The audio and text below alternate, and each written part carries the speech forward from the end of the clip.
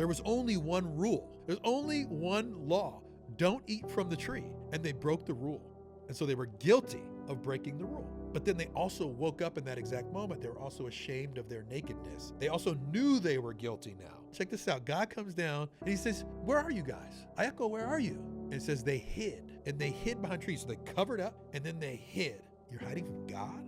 You know what I mean? As if God can't see you, right? Talk about a shameful experience. You're hiding from a being that can see everything, right? Talk about shame. So they're hiding, they're privates, they're hiding in the tree. God walks up to them because he obviously knows where they are and says, Adam, what happened, dog? And Adam goes, she did it. She made me do it. Displacement, right? So instead of taking ownership, oh man, I did this, she did this, we're so sorry, what can we do? He pushes the blame onto her. So in this first story in the Bible of human beings, they're tying the nature of being a human being self-conscious, being creative, having free will and choice. They're tying the definition, the ultimate story of what it means to be human to a story about guilt and shame. And then God says, well, you got to go.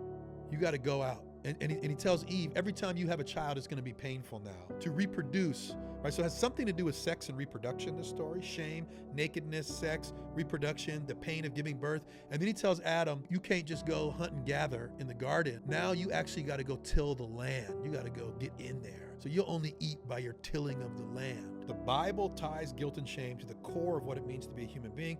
And in fact, if you look at the Jewish and the Christian tradition, it's tied to guilt and shame. The whole thing is about original sin and guilt and shame and Jesus, right? Like, okay, but we're still in the Old Testament.